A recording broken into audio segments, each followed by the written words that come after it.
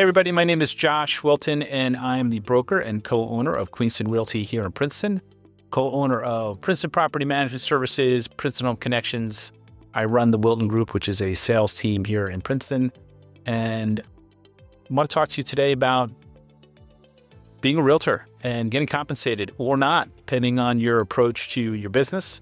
And just kind of walk you through some mysteries in the industry and just kind of dispel them head on. So the first thing I want to talk about is in-house inventory and the clear cooperation drama that seems to be going on at a national level. Obviously, Robert Reffkin from Compass, who we talked to at one point, interesting guy, seemed to care more about what NAR was doing versus his own company. So let me explain why he wants to stop the clear cooperation process. Profit. It's not in the consumer interest. He wants to sell more listings in-house because when he does that, Compass makes more profit. That's it.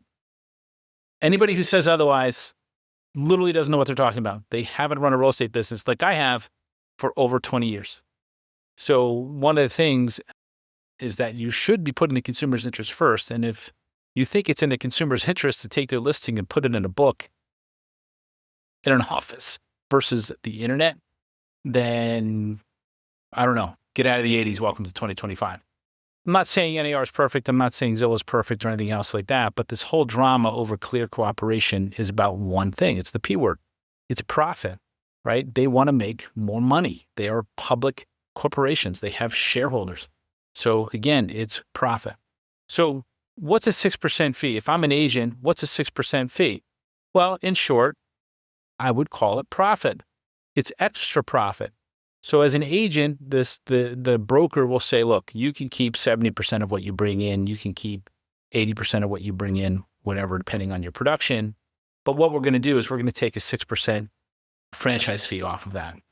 So what is that? If you're at a Sotheby's or if you're at a Coldwell Banker, that goes back to the owner of that image of the Sotheby's brand. So it goes to the Sotheby's, it goes to NRT, it goes to Coldwell Banker. So it's profit for those companies. So when you join a Coldwell Banker or Sotheby's or Century 21 or Berkshire Hathaway, you agree that a certain percentage of our earnings will go back to that master corporation to make money for that corporation, which seems like a fair trade, except for the fact that on a lot of these firms, it's not capped, meaning you pay it in perpetuity. So what's a 6% fee? It's profit. If the company's privately owned, right? Think my former employer, and they charge a 6% fee, what's that? It's double profit. Just is what it is. Businesses need to make a profit to stay in business. So I'm not begrudging anyone the right to do this. I'm just calling things what they are. Clear cooperation for Compass, this whole drama that Reffkin's creating, it's profit. 6% free, profit. Why does a broker charge a transaction fee? Profit. If they're a super large broker, right, and they have 500 agents that do a fair number of deals, and they charge a couple $100 per transaction, maybe a few hundred, 300, whatever. It's a lot of profit. It adds up quick. So what's a transaction fee? It's profit. It creates profit for the owner of that company. That's all it is. So they say, look, in order to run the business, we want to make money. And it's not like they don't want the agent to make money. It's just that this is what this is. I ran a real estate business for 20 years. I was very successful, made the owner of the company a lot of money. I know what all these things are and just kind of calling it what it is. So it's profit. Why does a broker charge a desk fee, tech fee, monthly fee? So, real estate's a funny business. Traditionally, the biggest army wins, meaning if I have 200 agents, I'm going to crush an office that has 25, like Queenston, right? Not the case. At least in Queenston's case, we pretty much smoke everybody in town. So why does a broker charge a desk fee, tech fee, monthly fee, classroom fee, training fee? Why? They want to make money. So what they say is, we're going to give you a great compensation plan, and maybe they do, maybe they don't, do the math. But what they start to do is tack on fees, monthly fees, tech fees, broker fee, like fees. And before you know it, you're not really sure what your check is when you get paid on a closing. You look at it and you go, I don't get it. Like, I don't understand how I got paid. If you're at that company, you're at the wrong company. It's 2025. There are better models out there. I'm not saying Queens is for you, but there are better models out there. So, I understand that, it's out there. But my question for you as an agent, if you're an established agent and most of your business is coming by referral or coming from your farm or coming from Zillow or coming from your mailings or coming from your website, why would you pay those fees? So let's just do some math together so you understand the impact this has on you personally and professionally, because this is money you could use to reinvest in your business. So again, example one, $7 million annual producer, which is just above what we would hire at Queenston, just so you know, right? We only hire established agents. We're not looking to hire necessarily new associates to the company.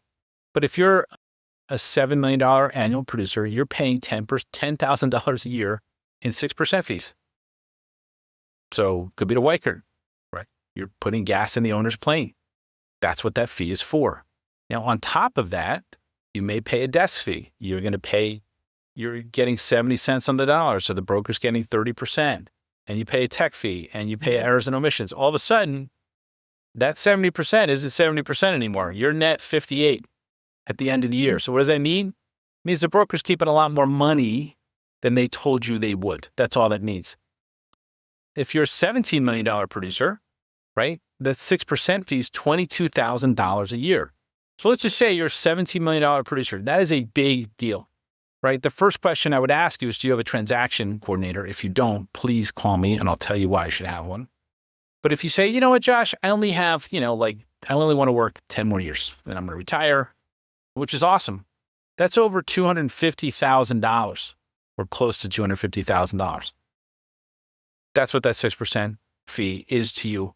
So over the life of your career, $500,000, $1 million, depending where you work, depending what your production is, it's a lot of money. So theoretically, there's agents that will pay their franchise holder, like the blue one in town, $500,000 to $1 million over the course of their career. Like, think about that. That's like so much money. So pretty crazy. Then there's the concept of, at traditional brokerages, right? Like a Whiker, Berkshire Hathaway, Sotheby's, whatever, Polo Banker. They don't really cap their commissions. So what does that mean? The agent pays in perpetuity, right? So Queenston is fairly simple. You start at 85, you close $6 million, we collect 25, you go to 100%, no franchise fee, no monthly fee, no tech fee, no training fee, whatever. And by the way, we have plenty of training and tech here. So again, if you're in a non-cap traditionalist type environment and you're a $10 million producer, right, that's $15,000 right from the jump that you're going to pay in a 6% fee. And it's another $50,000 if you're at 80, which you're probably not after all the tech and the monthly and all the other fees. So you're kicking up per year $65,000, right? So, that is a ton of money. Here, you make about $40,000 more right out of the gate. So what do you do with that? Put $20,000 in your pocket, put $20,000 into lead generation, whatever one you like the most, quadruple your business, get a buyer's agent, start a team. I don't know, or just put in your 401k or your Roth or buy real estate with it. So it's your money is all I'm saying. And again, if you're a $20 million producer, right, the 6% fee is $30,000 a year. That's insane. Like, that is so much money.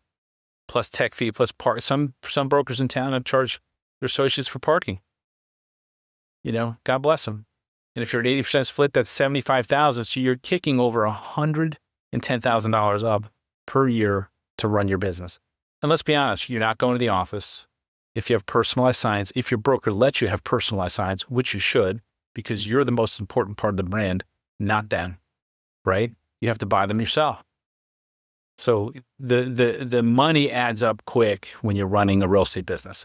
So you want to be smart about where you work. The other thing I want to talk about too is real estate, like I said, is a profit on failure model. And I did not make that up. My man, Tim Garrity, did in Philadelphia. He runs an independent model in Philly. So what does that mean?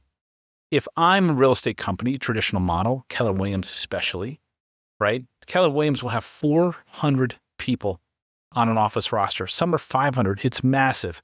Now, of those 400 or 500 people, I would say proportionately not many actually sell a house. But what Keller does very adroitly is they charge $125, $150 a month just to be on the roster. What does that mean? If you have 400 people, they're not in the real estate business, they're in the fee collecting business. So imagine you're a consumer and you hook up with somebody who hasn't sold a house because they posted a snappy Instagram video and you liked it and you called them up. And they're at 𝐂𝐎𝐿 and they haven't sold a house in 3 years because they've just been paying to be there. So that's a profit on failure. Most of the agents on a real estate production standard don't sell real estate. They fail, but they pay to play. The broker collects money, profit on those agents. It's a profit on failure. The other thing too, and again, it's a hard business and it's like any other business. I don't care if you're in the lawyer business, whatever, the engineer business, the accountant business, it doesn't matter. Not everybody makes it in every business. Real estate is no different. It's a lower barrier of entry, right? It's less schooling. It's harder to stay in because it is straight commission, no benefits. So it's a very difficult business to maintain consistently year after year. It takes a lot of work. I've had 3 days off this year. That includes weekends, right? Somebody told me this morning I looked really tired. I am. So it's a profit on failure model. So if you're in a brokerage where they're constantly churning new people through the brokerage, which is fine. I did that. I ran that business for my previous broker. Is that where you want to be if you're a 10 to 20 to $30 million producer? I don't know. Like, you have to decide. Or do you want to be in an office that simply has top agents, right? If you want to work with the best, you got to be with the best. So again, real estate really is a profit, interestingly, a profit on failure model. Thank you to Tim for giving me that shout out on that. So again, working with the best to be the best. Let's talk about that. So let's talk about some Queenston statistics, okay? So #1 listing agent in Princeton, #1 selling agent, buy side in Princeton, #1 team in Princeton, right? Meaning sells more real estate in Princeton than anyone else. Last year, 2024, 4 of the top 5 agents, buyer's agents in Princeton work at Queenston Realty. 4 of the top 5. So just please think about that. On another episode I shot this morning, there's 41 real estate firms in and around Princeton, 41. They all want the Princeton address. 4 of the top 5 agents in Princeton work at Queenston Realty. And you have to ask yourself, why? Why? We have better days on market. And again, on a per person basis, we have the highest per person productivity in the market area. I would probably argue the state. Don't know those numbers, but would love to know how we rank at that level. So again, Mercer County sales volume by agent. Let's just go right, left to right. #1, me, Josh Wilton. #3, Victoria Holly, Queenston Realty. #4, Charlie Wu, Queenston Realty. So again, in the top 5 in Mercer County by volume, right? 3 of them are Queenston Realty. So it begs the question, why are you paying those fees, right? And working with agents who are not going to help raise your game? That's what I guess what I'm asking there. So, again, when you look at, the facts of the market, so the average count of deals per agent, right? So in Mercer County, #1 office in Mercer County, per person productivity, #1 in the county, Queenston. It's not even close. Almost double our next closest competitor. So what does that mean? Our average agent is much more productive. We are not a profit on failure model. Are we perfect? Far from it. Do we have room to grow? 100%. But the reality is, if you want to be the best, you have to work with the best. And the best work here. So the average total volume per agent, which is dollar volume, which is ultimately a great number because the more skilled agents tend to work in better price points. It just is what it is, right? So average total volume per agent in Mercer County by office. We almost double again our next closest competitor. So what does that mean? It means we sell more real estate per person than the next closest competitor. So average count of deals per agent in Princeton by office. It's us. Again, on that one, we almost triple. So it's sort of like, it begs the question, why Queenston? You have to answer that question and you have to kind of look at what you're trying to do with your business. Are you running it like a business or are you just an agent? If you're running it like just an agent, we are probably not the best place for you. If you're running it like a business, a for-profit business, and you want to earn more and work less, this is a great place to work. We have great support structure. We have a dedicated TC. We have a lot of good stuff that we do that I'm not going to get into in today's episode. So that's a little bit about Queenston. So my next thing I wanted to talk about today was why, if I'm an agent, because I get in the business, right? And I want to be a real estate agent. And again, let me tell you, I love helping customers find homes. I love it. I love when they sell homes. I love when they, at the end of a successful transaction, I had a closing last week. I had a couple of closings last week. I haven't been able to see them yet. There were sellers. I have to drop off some gifts. I'm just happy for them because real estate is just a reflection of people's lives. So both two recent sellers, they were just time. Like one's moving to the West Coast to be close to the kids. One just wanted to downsize, get out from steps and get on one level. So it was just, I'm happy for them to help them to get to that next point in their life. If they're buying a house, I'm happy for them because they're establishing a home. And how cool is that? It's not an easy way to make a living, but I don't know if there's a better way to make a living. So why would I join a team if I wanted to be a real estate agent? Well, the first thing is there are 7 pillars that you need to master, in my opinion, and my over 25 years experience, before you should be a solo agent. And the problem with the profit on failure model is they don't tell you this because not that they don't care, that's a stretch, but what do they want? They want you on their roster because they're going to collect a fee per month. Selling house or not to some brokers is entirely inconsequential. Having a big roster is the game, right? As you can see. So why would I join a team? Well, number one, I'll say this, James Jocelyn. When James joined here, he was at 𝐂𝐎𝐍. He'd been there for a year. He had done open houses. He'd done all the things they asked him to do. Didn't sell a house. Not a single house. And it's not that he's not skilled. He's highly skilled. He's probably the top agent in Princeton year-to-date 2025 for buyers, ahead of me, which I want him to be. So why would he join a team? Because he wanted to know what to do. His first year did over 35 transactions, a bunch of them rentals, and a lot of his business came in the last 6 months of the year. He learned the basics. He learned open house scripts. He learned buyer scripts. So on my team, I do all the buyer consultations for the team. All he has to do is get the appointment. I do the meeting. I talk to the customer. I explain the process. James takes them out, sells them house. I come back in at the bid time when it's time to put the deal together to help everybody sort of see the bigger picture. So why did James join a team? Because he was struggling and he knew there was a better way, right? Not every team is a better way. So on the Wilton Group, one of the things I want you to do is build your own brand, right? I want you to be in the MLS for your transactions. I want you to be on video.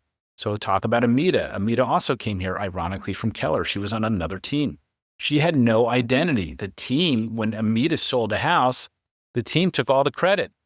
I think Amita just put together, if I'm not mistaken, close to $4 million in July. Well, July and the first couple of days of August, because it took a minute to put a deal together. And this is all going to be in her name in the MLS. She's shooting videos on weekly, right? She uses our TC service. She uses the CRM. On the Wilton Group, we pay for Zillow leads. So Amita just sold a $1.9 million house on a personal referral from me. It was my buyer. We did the consultation together. We set it up. We worked it together. She sold the house, $1.9 million. So why join a team? That's a $1.9 million reason. This is a pretty good reason. So Amita's crushing it. David 𝐂𝐎𝐍𝐄, same thing. Was in Colorado in the real estate business.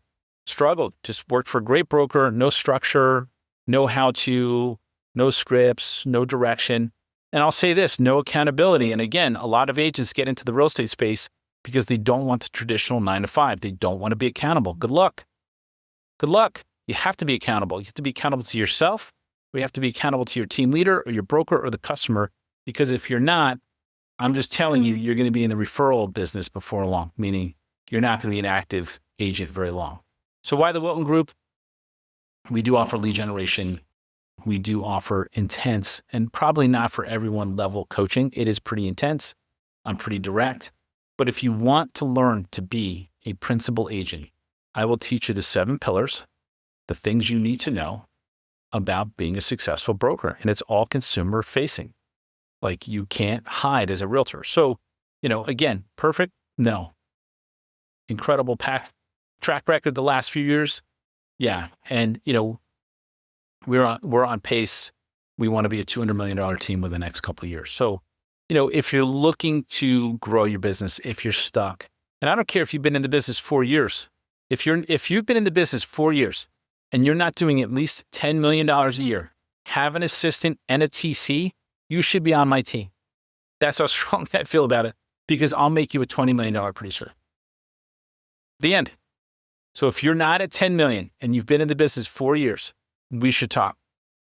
You know, it's just kind of the way it is. If you want to get there faster, call me. If you want to struggle and ride the struggle bus, knock yourself out. And, you know, like I said, it's got a high rate of failure as a business because it's a hard business. It's not an easy business to sustain. So that's it for today. Thank you for your time. Thank you for listening. And we'll see you next time we get back together for a broadcast.